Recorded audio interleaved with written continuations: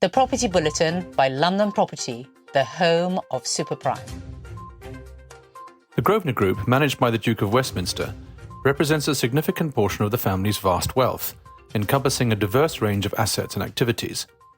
While many associate the Grosvenor family primarily with properties in London's affluent Mayfair and Belgravia districts, the group's reach extends far beyond. It includes international property investments, food producers, agricultural technology companies, and large rural estates in northern England and the Scottish Highlands. The Grosvenor Group also plays a significant philanthropic role through the Westminster Foundation, which supports vulnerable children and young people. Historically, the family's wealth began with investments in various industries like coal and lead mining.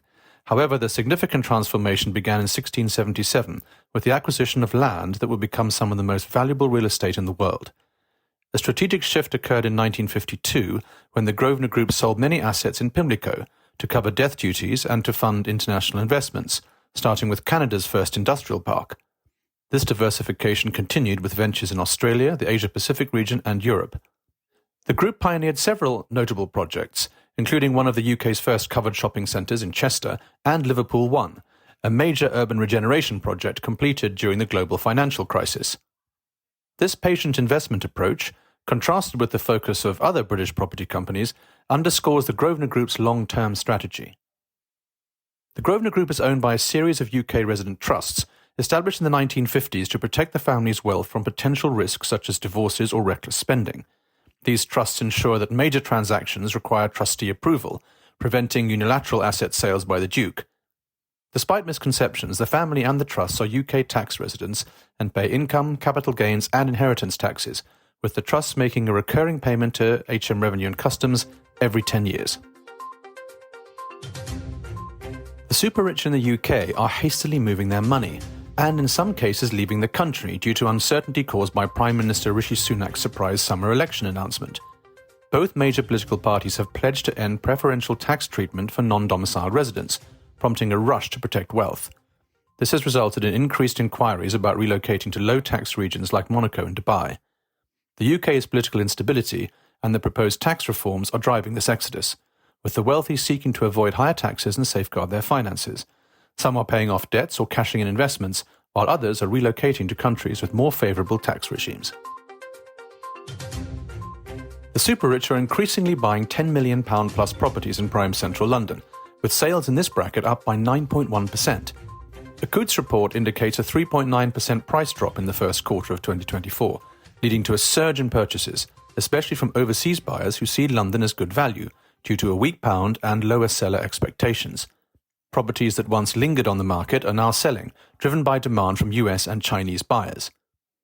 High net worth individuals are drawn to both heritage homes in prime areas and new developments in previously less popular locations like Bayswater.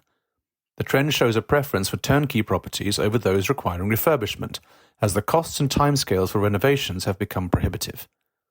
Despite strong demand, buyers are advised to navigate the complexities of the new Leasehold and Freehold Reform Act 2024 with expert advice and to work with experienced agents and brokers to secure their investments. When planning for retirement, the debate often centres on whether to invest in property or pensions. Property has its advantages, with significant price appreciation. Average house prices have increased by 93% over the past 20 years, and a booming buy-to-let market where rents have risen from £773 to £1,293 a month since 2005. Additionally, rental income provides immediate access to funds, unlike pensions. However, property investments come with substantial drawbacks, including high taxes, increased stamp duty, reduced tax relief for landlords, and the ongoing costs of maintenance and potential gaps in rental income. Relying on property also means one might need to sell or downsize to release equity, which can be challenging and costly. On the other hand, pensions offer considerable tax advantages, as contributions are topped up by the government, grow tax-free, and allow for tax-free lump sums upon retirement. Employer contributions can significantly boost retirement earnings, and diversifying investments globally through pensions can mitigate risk compared to relying solely on UK property. However, pensions have their downsides as well. Funds are inaccessible until retirement age, navigating the pension system can be complex, and frequent changes to pension rules create uncertainty. Historical mis-selling scandals have also led to a general distrust of pensions. In conclusion, both property and pensions have their merits and drawbacks. Property can provide immediate income but comes with risks and tax implications. Pensions offer tax benefits and security, but require a long-term commitment and an understanding of the system. A balanced approach that includes both property and pensions might be the most prudent strategy for a secure retirement. Subscribe to our newsletter to receive our weekly bulletins and stay ahead of what's shaping the super prime property market.